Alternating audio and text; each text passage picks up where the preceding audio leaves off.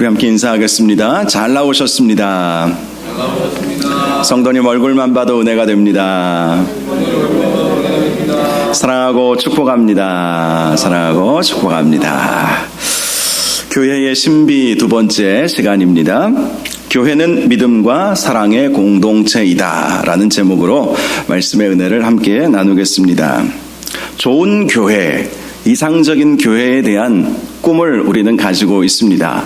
그런데 과연 좋은 교회가 어떤 교회인가? 하나님께서 기뻐하시는 교회가 어떠한 교회인지를 알아야 우리가 그 교회를 함께 만들어 갈 수 있는 것입니다. 좋은 교회는 주어지는 것이 아니라 만들어가는 것이라고 저는 그런 생각을 늘 하고 있습니다.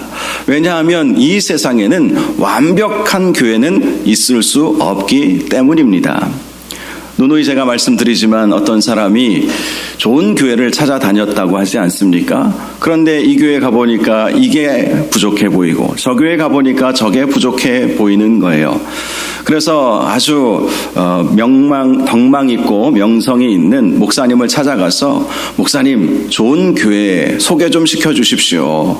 그 교회 가서 신앙생활하고 싶습니다. 이런 말씀을 드렸더니 그 목사님께서 이런 말씀을 하셨습니다.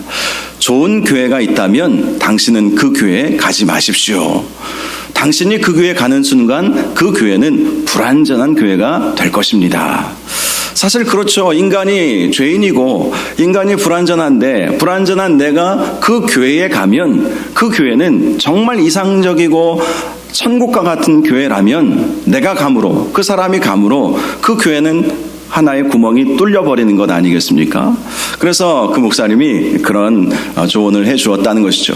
결국 그 목사님이 말씀하고 싶은 의도가 무엇인지는 우리는 잘 알 것입니다. 세상에 완벽한 교회는 없다라는 것이죠. 좋은 교회는 우리가 함께 만들어 가는 것입니다. 함께 노력해서 함께 사랑과 은혜로 섬기고 또 부족한 것이 있으면 채워가면서 만들어 가야 좋은 교회가 될 수 있지. 좋은 교회가 그냥 주어지는 것은 결코 아니라는 것을 우리는 항상 기억해야 하는 것입니다. 우리가 지금 살펴보고 있는 에베소서 이 말씀을 보면 교회에 대한 말씀이 참 많이 나와 있는데요. 에베소서 교회가 과연 좋은 교회였을까? 물론 좋은 교회 분명합니다. 그렇다면 이상적인 교회였을까? 꼭 그렇지는 않습니다. 왜냐하면 이 에베소 교회 안에 이단 사상에 심취된 그런 사람들도 있었고요. 여전히 혈기 부리는 사람, 또 말을 함부로 하는 사람들, 이런 사람들이 함께 있었기 때문이죠. 어떤 분이 이런 말씀을 하십니다. 교회는 천국이 아니다. 천국을 지향하지만 엄밀히 말하면 교인들은 죄인들의 집합소다. 이 말씀을 이해하실 수 있으시겠습니까? 저나 여러분이나 죄인이잖아요. 우리가 하나님의 은혜로 말미암아 의롭다 칭함을 받았을 뿐이지 우리의 본질은 죄인입니다. 이 세상에 의인은 하나도 없습니다. 그러므로 저나 여러분이나 죄인이지 않겠습니까? 그 죄인들이 모여서 하나님의 은혜를 받고 죄의 모난 부분들을 하나하나 깎아가고 우리의 연약한 부분들이 세워져 가는 것, 그것이 교회의 모습인 것이죠. 에베소 교회, 바로 그런 교회였다는 것입니다. 이상적인 천국과 같은 교회가 아니라 죄인들이 모여서 하나님의 말씀을 통해서 때로는 잘못된 부분들이 있지만 그것을 사랑으로 품고 하나 되어 가기 위해서 서로 노력하고 정말 하나님께서 기뻐하시는 공동체가 되도록 서로 일심하여서 아름다운 교회를 만들어 가고자 했던 것입니다.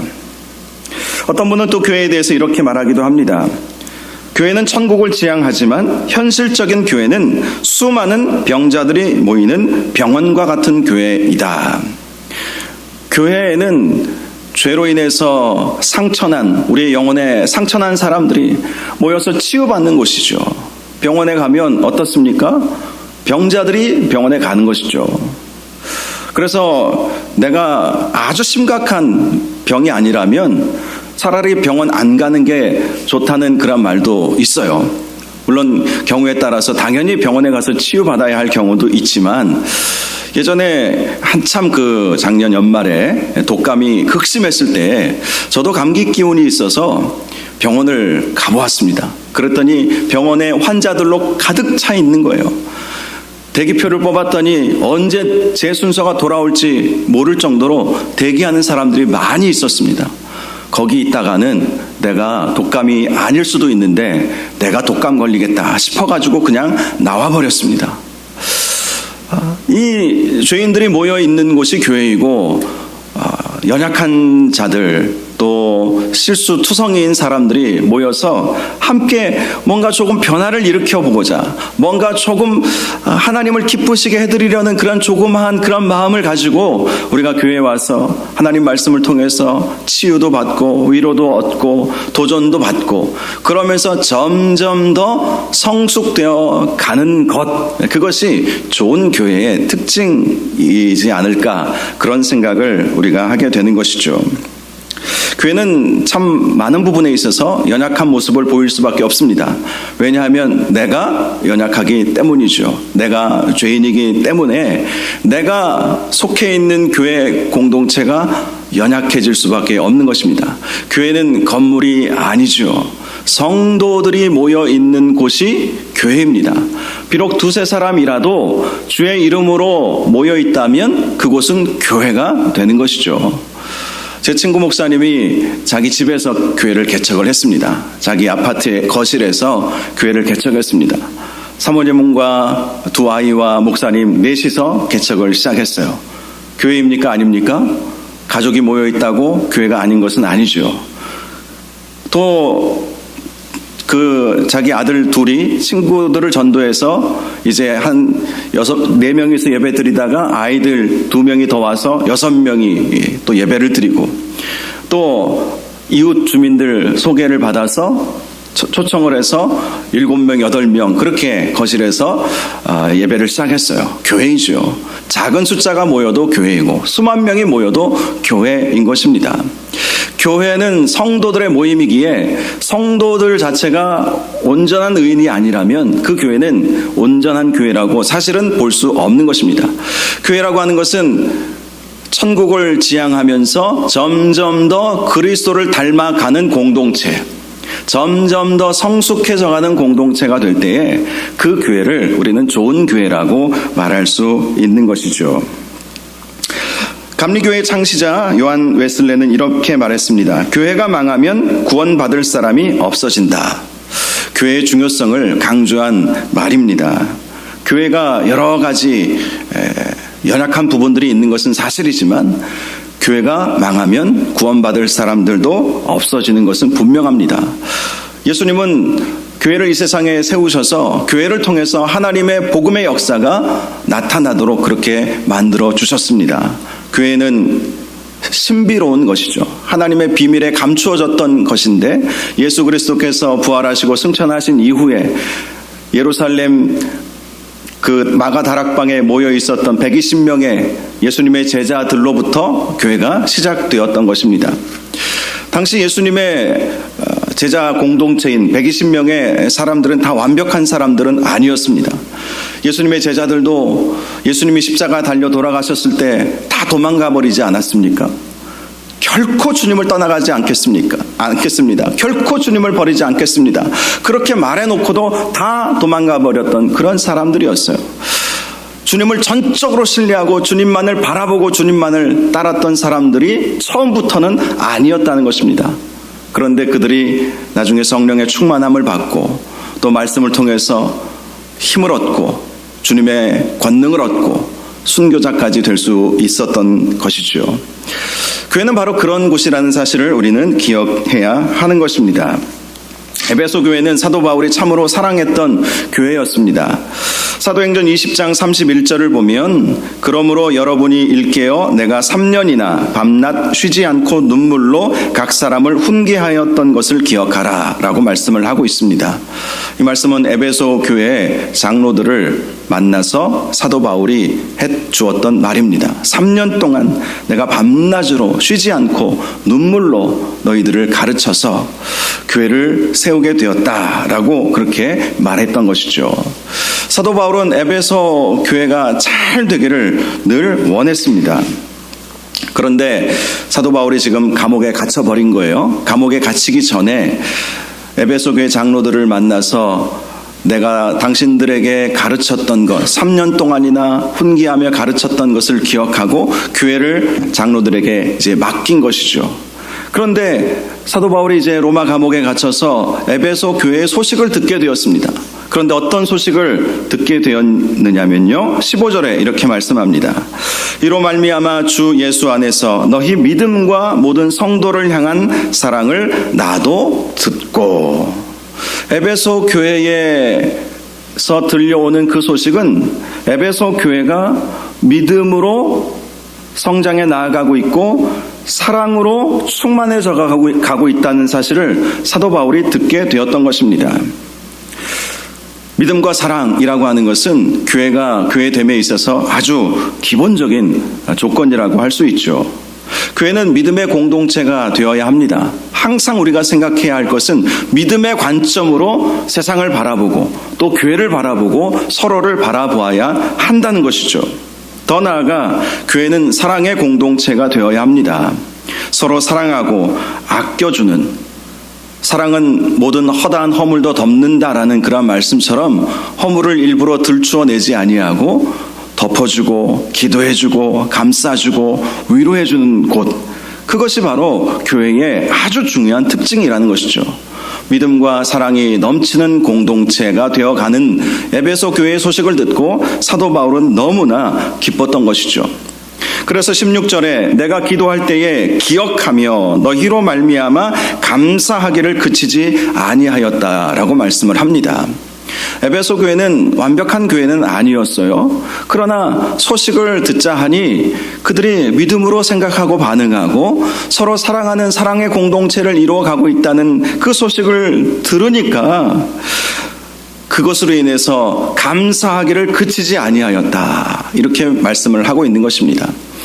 로마 감옥에 갇혀서 에베소 교회를 생각하면서 주님 감사합니다, 주님 감사합니다. 사도 바울이 이렇게 감사했던 것은요, 이 에베소 교회는 사도 바울의 선교 사역 중에 가장 오래 머물면서 사역한 곳이었기 때문이었습니다. 고린도 교회는 1년 6개월, 그리고 이 에베소 교회는 학자들에 따라서는 3년에서 3년 반까지도 보고 있습니다. 다른 교회들은요, 어떤 교회는 사도 바울이 직접 세우지 않았음에도 불구하고 다른 제자들을 통해서 세운 그러한 교회, 물론 그러한 교회도 사도 바울은 늘 아끼고 위해서 기도해 주었죠. 그런 교회들도 있었고요. 잠시 한두 주 이렇게 머물다가 교회를 세우고 일꾼들을 세우고 그렇게 나온 그러한 교회들도 있었습니다. 그런데 이 에베소 교회는 3년 반 동안이나 이들에게 말씀을 가르치고 교회를 든든하게 세워주었기에 사도 바울의 사역에 있어서 가장 기억에 남는 그런 교회였던 것이죠. 심혈을 기울여서 목양했던 교회가 에베소 교회였습니다. 그런데 에베소 교회에 대해서 들려오는 소식은 그들이 믿음으로 충만하고 사랑으로 충만해져 가고 있다는 것을 듣게 되었던 것이죠. 그러니 감사가 나오지 않을 수 없었던 것입니다. 비록 지금은 멀리 떨어져 있고 감옥에 갇혀있는 신세가 되어서 가볼 수는 없지만 기도로 교통하는 것이죠. 하나님, 저 에베소 교회, 제가 가장 오래 머물렀던 그 교회였는데 그 교회가 비록 불완전하고 여러 가지 연약한 모습을 보이지만 그래도 믿음으로 반응하고 사랑으로 충만해져 가고 있다는 소식을 들으니 얼마나 감사한지 모르겠습니다. 하나님 감사합니다. 하나님 감사합니다. 그렇게 기도를 드리게 되었다는 것입니다. 이러한 감사 속에서 사도 바울은 오늘 본문을 보면 에베소 교회를 향한 축복의 말씀을 해주고 있는 것을 볼 수가 있습니다. 첫 번째 사도 바울의 축복은 그들이 하나님을 알게 되기를 원한다는 축복의 선언, 또 축복의 기도였습니다. 하나님을 알기를 원한다. 17절을 보면 우리 주 예수 그리스도의 하나님 영광의 아버지께서 지혜와 계시의 영을 너희에게 주사 하나님을 알게 하시고. 자, 이들이 하나님을 온전히 알지 못하였기 때문은 아니었죠. 그러나 더 알기를 원하는 마음으로 이렇게 기도를 드렸던 것입니다. 믿음과 사랑으로 충만했지만 이 에베소 교회 성도들이 하나님을 더 깊이 알아갈 수 있기를 원합니다. 이러한 기도를 드렸던 것입니다. 우리도 하나님을 더 깊이 알아가야 합니다. 하나님의 말씀을 통해서 하나님을 깊이 알아갈 때에 우리는 하나님을 제대로 섬길 수 있고 또 하나님의 뜻을 우리가 이루어드리고 주님께서 우리에게 맡겨주신 사명을 감당할 수 있게 되는 것이죠. 하나님을 안다는 것은 참 중요합니다. 지식적으로 아는 것이 아니라 체험적으로 아는 것이 참 중요해요. 사도 바울은 지식적으로는 하나님을 그 누구보다도 많이 알았다고 자부했습니다. 그는 가말리엘 문화생으로서 율법 학자로서의 삶을 살기도 했었습니다. 율법에 나와 있는 하나님에 대해서 그는 모르는 것이 하나도 없었습니다. 그래서 하나님을 자신은 잘 알고 있다고 생각했죠. 그가 예수님을 만나기 전에 교회를 핍박했던 이유가 무엇이었습니까? 하나님을 위해서 했던 거예요. 교회를 핍박하는 것이 하나님을 위한 일이라고 그는 생각을 했던 것입니다. 율법을 지켜야 하나님의 뜻을 이루어 드릴 수 있는데 신흥 이단이라고 하는 사람들이 생겨났다고 그는 보았던 것이죠. 예수 그리스도를 믿어야만, 또 예수 그리스도께서 하나님의 아들이라고 그렇게 주장하는 사람들의 그 주장을 그는 가만히 내버려 둘 수 없었습니다. 그래서 그는 교회를 핍박하기 시작했던 것이죠. 그가 핍박했던 사람 중에는 스데반이라고 하는 그의 친구도 있었습니다. 많은 학자들이 스데반과 사도 바울의 관계는 둘도 없는 친구 관계였을 거라고 보고 있어요. 둘 다 디아스포라 유대인 출신이에요. 디아스포라 유대인이라고 하는 것은 본토 유대에서 태어난 사람들이 아니라 해외에서 태어난 유대인들을 가리키는 말입니다. 사도 바울이나 스데반이나 해외에서 태어나서 예루살렘에 들어와 있었던 사람들이었고요. 이 둘은 이 디아스포라 유대인들이 모여서 하나님을 예배하고 하나님의 말씀을 배웠던 그 회당에서 함께 신앙생활을 했던 사람들이었습니다. 그리고 가말리엘 문화생으로 함께 율법을 공부했던 두 사람이었어요. 그런데 사도 바울은 스데반을 죽이는 일에 앞장섰습니다. 왜 앞장을 섰겠습니까? 스데반이 변절자라고 생각을 했던 것이죠. 둘도 없는 친구였지만 스데반을 죽이는 것이 하나님의 뜻을 이루는 것이다. 그는 그렇게 생각을 해서 스데반을 죽이고 교회를 핍박하는 일에 열심을 냈던 것이죠. 그런데 그가 예수 그리스도를 만나고 하나님을 더 깊이 알게 된 거예요. 율법에서만 설명되어진 그 하나님이 아니라 예수 그리스도를 통해서 우리에게 보여주신 그 하나님을 사도 바울은 더 알게 되었던 것이죠. 그리고 그는 변화받아서 이방인의 사도로 전 세계를 돌아다니면서 교회를 세우는 일을 감당할 수 있었던 것입니다. 하나님을 제대로 아느냐, 더 많이 아느냐, 참 중요한 문제라는 사실을 꼭 기억하시고 저와 여러분이 천국 가기 전까지 더 깊이, 더 많이 하나님을 알아가시기를 바랍니다. 하나님 말씀을 통해서 또 영적인 체험들을 통해서 하나님을 알아가는 것이 참 중요하죠. 두 번째 사도 바울의 축복의 기도는 그들의 마음의 눈을 열어달라라는 것이었습니다. 18절을 보면 너희 마음의 눈을 밝히사 그의 부르심의 소망이 무엇이며 성도 안에서 그 기업의 영광이 풍성함이 무엇이며. 여러분, 우리의 마음의 문이 열려야 하나님께서 우리를 왜 부르셨는지, 왜 우리에게 직분 주셨는지, 하나님께서 왜 우리에게 사명을 주셨는지 깨닫게 됩니다. 마음의 문이 열려야 주님을 기쁘시게 해드리는 그 일을 감당할 수 있는 것이죠. 그런데 이 마음의 문이 어떻게 열리겠습니까? 이 마음의 문이 열리려면 성령의 충만함이 필요합니다. 결국 구원이라고 하는 것은 성령께서 선물로 주셨기에 우리가 받을 수 있었던 것이죠. 하나님께서 우리를 부르셨고 사명 주셨고 은사 주셨고 직분 주셨다. 그러므로 그 일을 충실히 감당해야 되겠다라고 하는 것은 결국 마음의 발로라고 할 수 있죠. 마음이 자원하는 그 마음이 일어나야 기쁨으로 감당할 수 있습니다. 억지로 또 얼마든지 할 수 있겠죠. 그러나 분명한 한계가 있어요. 억지로 하면 내가 건강이 여의치 않거나 여러 가지 상황들이 어려우면 못합니다. 할 수가 없죠. 그런데 기쁨으로 내 마음의 문이 활짝 열려서 하나님께서 나에게 주신 사명이 이것이구나. 그러면 목숨도 거는 것이죠. 사도 바울이 그런 것 아닙니까? 고린도 후서 말씀을 보니까 그는 복음 전하면서 죽을 고비를 엄청나게 많이 넘겼다는 사실을 알 수 있습니다.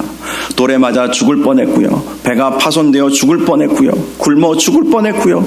감옥에 갇혀서 죽을 뻔했고요. 그럼에도 불구하고 그가 포기하지 않았던 이유가 무엇입니까? 그의 마음의 문이 활짝 열려서 하나님께서 나에게 주신 사명이 이것이구나. 내가 죽는 날까지 붙잡아야 할 사명이 이것이구나.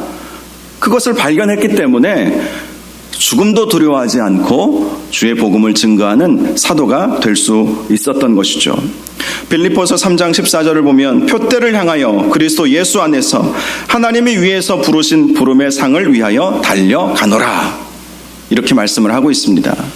마음의 문이 열렸기에 표대를 향하여 달려갈 수 있었던 거예요. 수많은 장애물들이 있었지만 그것을 뛰어넘어가면서 때로는 걸려 넘어져서 피투성이가 되었을지라도 그것을 극복하고 달려갈 수 있었던 것입니다. 저와 여러분도 마음의 문이 활짝 열릴 수 있기를 바랍니다. 그래서 어떠한 사명을 주님께서 주신다 할지라도 주님, 나는 연약하지만 주님 의지하면서 달려가겠습니다. 주님께서 맡겨주신 그 부르심의 소망을 가지고 살아가겠습니다. 이렇게 결단할 수 있기를 주님의 이름으로 축복합니다.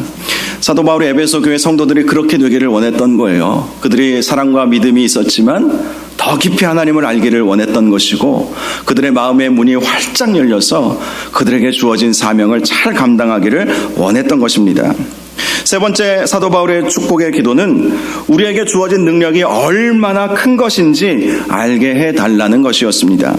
19절을 보면 그의 힘의 위력으로 역사하심을 따라 믿는 우리에게 베푸신 능력의 지극히 크심이 어떠한 것을 너희로 알게 하시기를 구하노라. 하나님의 능력은 상상을 초월하죠. 바로 그것을 에베소 교회 성도들이 알기를 원했다는 것입니다. 예수님은 십자가 지시고 십자가에 달려 돌아가시기 전에 제자들에게 이런 말씀을 하셨어요. 너희는 나보다 더 큰 일도 하리니. 생각해보면 우리가 어떻게 주님을 따라갈 수 있겠습니까? 이렇게 생각할 수도 있을 것입니다. 그런데 주님은 분명히 말씀하셨어요. 너는 내가 이 세상에서 행했던 그 일들보다 더 큰 일도 얼마든지 감당할 수 있을 것이다. 그렇게 말씀을 하여 주셨습니다. 성도에게는 무한한 가능성이 있습니다.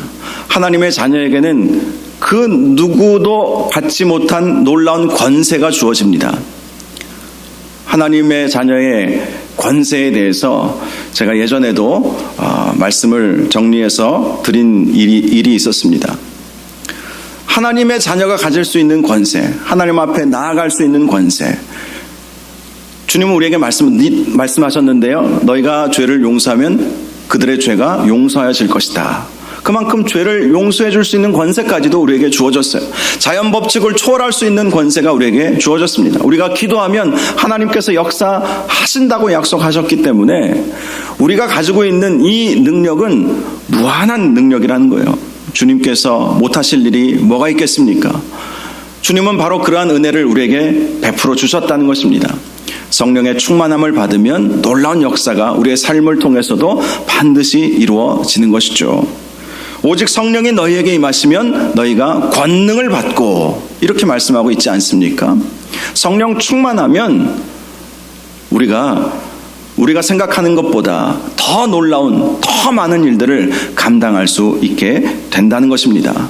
나는 연약하고 내가 가진 것, 내가 알고 있는 지식도 부족하지만 그러나 우리는 나의 힘으로 일하는 존재가 아닙니다. 주님께서 주신 힘으로 일하는 사람들이기 때문에 더 많은 일들을 감당할 수 있게 된다는 것이죠.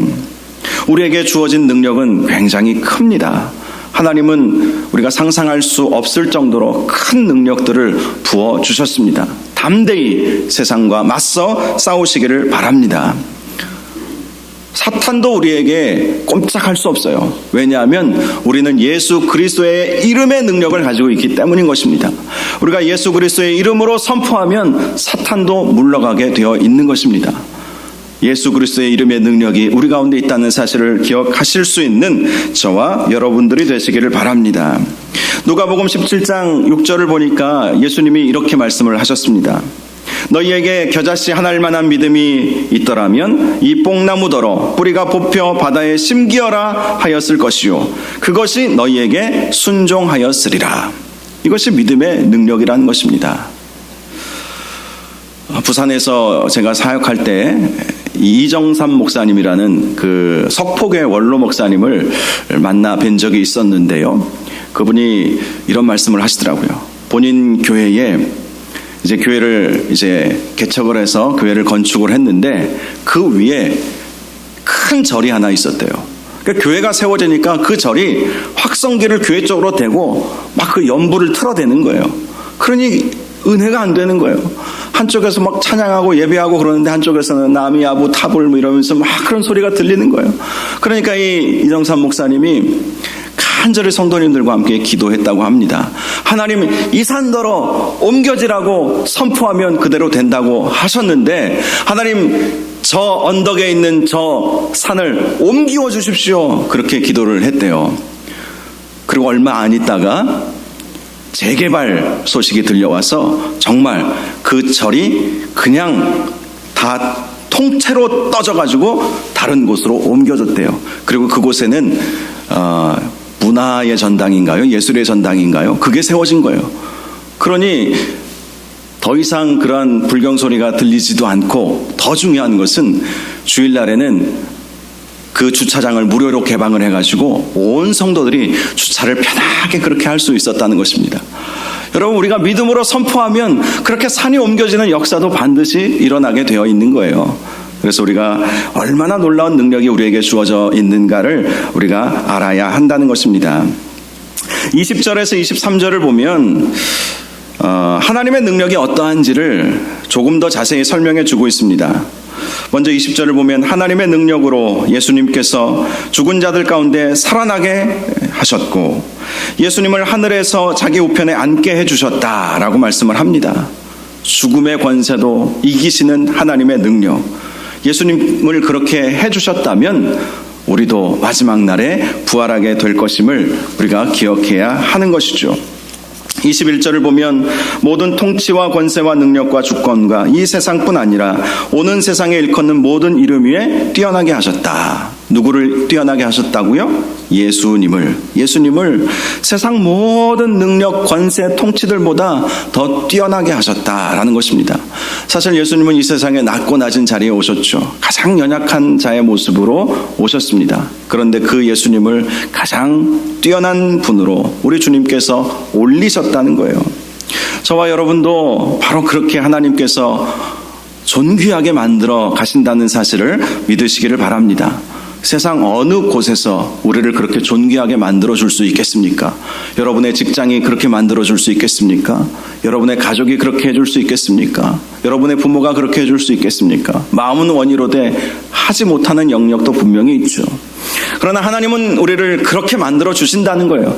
예수님을 모든 통치와 권세와 능력과 주권과 또 이 세상뿐 아니라 오는 세상에 일컫는 모든 이름 위에 뛰어나게 해주신 것, 그 하나님께서 우리도 그렇게 만들어 주신다라고 말씀을 하여 주시는 것입니다.